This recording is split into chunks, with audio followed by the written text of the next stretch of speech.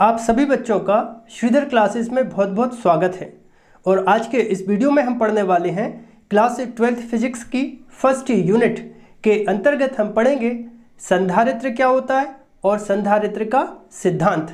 English में इसको बोलते हैं व्हाट इज कैपेसिटर और कंडेंसर। कई लोग इसको कैपेसिटर बोलते हैं, कई लोग इसको कंडेंसर बोलते हैं और हिंदी में हम इसको बोलते हैं संधारित्र। तो सबसे पहले हम समझ लेते हैं कि संधारित्र, कैपेसिटर या कंडेंसर होता क्या है। देखिए, हमारे घरों में कुछ उपकरण ऐसे होते हैं जिनको स्टार्ट करने के लिए एक हैवी करंट की आवश्यकता होती है। अब हमारे घरों में जो करंट आता है वो इतना पावरफुल नहीं होता कि वो ऐसे उपकरणों को स्टार्ट कर सके। जैसे मान लीजिए पंखा हो गया, कूलर हो गया, मोटर जिसको हम टुल्लू कहते हैं। ऐसे उपकरणों को स्टार्ट करने के लिए जितने करंट की आवश्यकता होती है उतना करंट हमारे घरों में नहीं आता। ठीक है, बात समझ रहे हो क्या कह रहा हूँ? स्टार्ट करने के लिए देखिए यहाँ पर मैं आपको कंडेंसर बता रहा हूँ, ये कहलाता है कंडेंसर। अगर इस कंडेंसर, आपने पंखा देखा है तो पंखे के साथ इस तरह का आपने एक उपकरण लगा हुआ देखा होगा।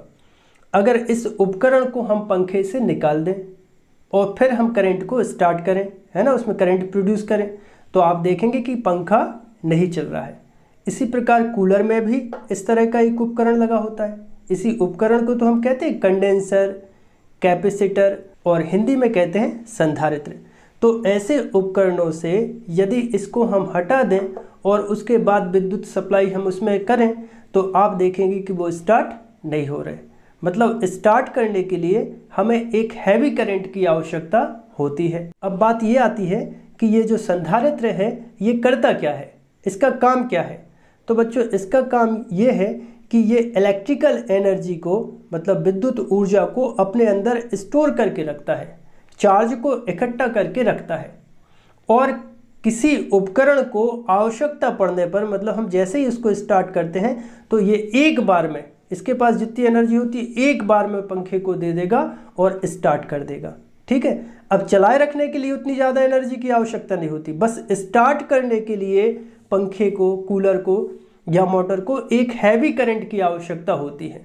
तो उस टाइम पर स्टार्ट करने के काम में आता है कंडेंसर या कैपेसिटर। काम क्या है इसका? इलेक्ट्रिकल एनर्जी को स्टोर करके रखना काम है। और ज़रूरत पड़ने पर जैसे ही हम उस उपकरण को स्टार्ट करते हैं तो स्टार्ट करने के लिए जितने भी करंट की आवश्यकता होती है ये एक बार में दे देता है और उसके बाद वो जो पंखा है या जो भी उपकरण है वो चलना प्रारंभ कर देता है। अब इसकी परिभाषा समझिए जो आपकी बुक में लिखी है।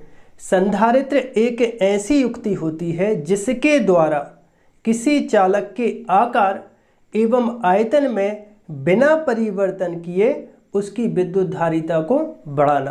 फिर से समझिए, संधारित्र एक ऐसा उपकरण होता है, एक ऐसी डिवाइस होती है जिसके द्वारा किसी चालक के आकार एवं आयतन में बिना परिवर्तन किए उसकी विद्युत धारिता को बढ़ाई जा सके। बात समझ रहे हो? विद्युत धारिता बढ़ाने का मतलब क्या है? चार्ज को स्टोर रखने की क्षमता को बढ़ा देना। समझो इस बात को। उपकरण के आकार एवं आयतन में हम परिवर्तन करते हैं क्या? नहीं करते। पंखे को छोटा बड़ा थोड़ी करते हैं। तो चालक के ना तो आकार में परिवर्तन करना है, ना आयतन में परिवर्तन करना है और उसकी विद्युत धारिता को बढ़ाना है। अब उसकी विद्युत धारिता किसके द्वारा बढ़ाई जाती है? संधारित्र के द्वारा बढ़ाई जाती है। अब इसका प्रिंसिपल पढ़ते हैं। देखिए, प्रिंसिपल ऑफ कैपेसिटर या संधारित्र का सिद्धांत। तो हमारे पास एक चालक प्लेट है, ठीक है, और इस चालक प्लेट को हमने क्या किया? प्लस क्यू आवेश दे दिया है। ओके, ये प्लस क्यू आवेश इस चालक प्लेट को हमने दे दिया। कितना आवेश दिया है? प्लस क्यू आवेश दे दिया है। ठीक है, और इस चालक प्लेट को नाम दे देते हैं हम ए। और यहाँ पर ये हम दूसरी चालक प्लेट लेके आए हैं बी। ये जो हम दूसरी चालक प्लेट बी लेके आए हैं ये अनावेशित है। ठीक है, मतलब इस पर धनावेश और ऋणावेश की मात्रा बराबर है। जब इस पर धनावेश और ऋणावेश की मात्रा बराबर होगी तो ये विद्युत उदासीन हो गई। ठीक है ना। इस पर आवेश अभी कितना है? 0 है। मतलब क्या हुआ? इस चालक प्लेट के पास धन भी है और ऋण भी है, और जितना इस पे धन है उतना ही इस पे ऋण है। तब तो ये चालक प्लेट विद्युत उदासीन हुई। बात समझ रहे हो? अब यहाँ पर देखो, जब हम धनावेश और ऋणावेश को एक दूसरे के पास में लेके आते हैं तो ये एक दूसरे को क्या करते हैं, आकर्षित करते हैं। इतनी बात आपको पता है कि धनावेश और ऋणावेशों के बीच में आकर्षण बल लगता है। मतलब इसका जो ऋण आवेश होगा उसको ये धनावेश अपनी ओर क्या करेगा, आकर्षित करेगा। तो यहाँ पर ये वाला जो धन है यहाँ पर अपने ऋण को आकर्षित कर लेगा, यहाँ पर भी ऋणावेश आ जाएगा, यहाँ पे भी ऋणावेश आ जाएगा।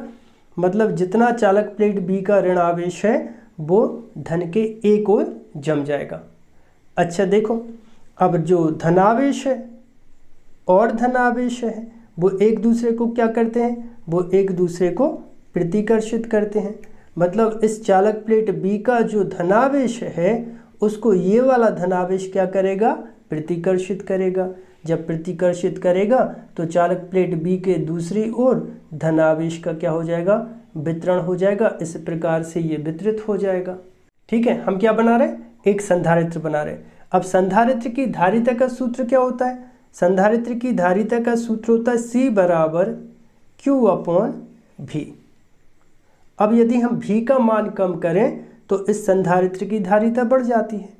Q को कैसा रखना है, Q को हमें रखना है स्थिर, स्थिर मतलब कांस्टेंट। तब ये क्या बन जाएगी इक्वेशन, C व्युत्क्रमानुपाती 1/V। अब यदि किसी तरह हम V का मान कम कर दें तो धारिता का मान क्या हो जाएगा, बढ़ जाएगा। मतलब चालक के ना तो हम आकार में परिवर्तन कर रहे ना आयतन में परिवर्तन कर रहे, हमें तो केवल क्या करना है, चालक की विद्युत धारिता बढ़ानी है। तो इसके लिए हमने क्या किया, ए एक चालक प्लेट ली, उसको हमने क्या दिया, +Q आवेश दिया। आवेश का मान हमने क्या रखा, स्थिर रखा। और दूसरी चालक प्लेट बी हम कैसी लेके आए, अनावेशित चालक प्लेट बी लेके आए हैं। अब यहाँ पर अनावेशित का मतलब क्या होगा, जितना इस पे धनावेश है उतना ही ऋणावेश है। मतलब चालक प्लेट बी कैसी है, विद्युत उदासीन है। अब ये जो धन है ये ऋण को अपनी ओर आकर्षित कर लेगा और धन को क्या करेगा, प्रतिकर्षित करेगा। तो चालक प्लेट बी के एक ओर ऋण जम जाएंगे और दूसरी ओर क्या जम गए, धन जम गए। अब देखो जरा, चालक प्लेट बी का ऋण आवेश चालक प्लेट ए के विभव को कम करेगा। भाई यहाँ पर आवेश है तो इसका कुछ विभव होगा कि नहीं, इसका विभव मान लेते हैं भी। तो ये जो ऋण है वो चालक प्लेट ए के विभव को कम करने का प्रयास करता है, जबकि ये जो धनावेश है ये चालक प्लेट ए के विभव को बढ़ाने का प्रयास करता है। ये क्या कर रहा है, ये कर रहा है विभव को कम, और ये क्या कर रहा है, विभव को बढ़ाना चाहता है। ओके, अब देखो पास में कौन है, तो सर पास में तो हमें ऋणावेश दिख रहा है। तो ऋणावेश क्या करेगा, विभव के मान को कम कर देगा और ये दूर होने के कारण विभव के मान को उतना नहीं बढ़ा पाएगा। तो इस तरह से भी का मान क्या हो जाएगा, कम, तो धारिता का मान क्या हो जाएगा, बढ़ जाएगा। अब हम यदि किसी तरह इस धन का खेल ही खत्म कर दें, इस पर केवल ऋण बचे, तब तो भी का मान और कम हो जाएगा, तो धारिता का मान और बढ़ जाएगा। और ऐसे ही तो हमें करना है और ऐसा हम कर सकते हैं। अब इसके लिए हमें क्या करना होगा, चालक प्लेट बी को पृथ्वीकृत कर दें। यहाँ पर ये चिन्ह देख लीजिए, इसका मतलब ये होता है कि चालक को हमने पृथ्वी से जोड़ दिया। ये चालक प्लेट क्या थी, ए थी, और चालक प्लेट ए के पास तो धनावेश था और चालक प्लेट बी पर क्या था, धन भी था और ऋण भी था। तो चालक प्लेट बी को हमने क्या किया, पृथ्वीकृत कर दिया। ये काय का साइन है, पृथ्वीकृत करने का। तो चालक प्लेट बी को हमने कर दिया पृथ्वीकृत, तो इसका जो धनावेश था वो कहाँ चला गया, अब पृथ्वी में चला गया। जब पृथ्वी में धनावेश चला गया तो इस पर केवल क्या बचा, ऋणावेश। अब ये ऋणावेश का क्या होगा, ऋणावेश वाला विभव होगा। यहाँ पे कौन सा विभव है, धनावेश वाला विभव है। तो ये जो विभव है वो धनात्मक विभव को और कम कर देगा। अब धारिता का सूत्र क्या होता है, C बराबर Q/V। अब भी का मान क्या हो गया, कम, और कम हो गया, यहाँ से और कम हो गया। ऐसा करने से तब धारिता का मान क्या हो गया, और ज़्यादा बढ़ जाएगा। अब यदि चालक प्लेट B को क्रमशः A के पास और लेके जाए, ठीक है, ये चालक प्लेट B है और चालक प्लेट बी को चालक प्लेट ए के समीप में हम लेके जाएंगे तो ये जो ऋणावेश है और पास में आएगा, और पास में आएगा तो ए के विभव को और कम करेगा तो धारिता का मान और ज़्यादा बढ़ जाएगा। बस इतना सिंपल सा संधारित्र का सिद्धांत होता है। अब संधारित्र के चिन्ह को कैसे प्रदर्शित करते हैं यहाँ पर देख लो। ये क्या होता है? संधारित्र का प्रतीक। ठीक है, संधारित्र का प्रतीक, इसे चिन्ह से प्रदर्शित करते हैं। और संधारित्र का मात्रक क्या होता है? फैराड। किससे दर्शाते हैं? एफ से दर्शाते हैं। आई होप आप सभी को वीडियो पसंद आया होगा। यदि आप सभी को वीडियो पसंद आया हो तो आप हमारे चैनल को सब्सक्राइब करें, वीडियो को लाइक करें और वीडियो को अपने दोस्तों के साथ शेयर करें।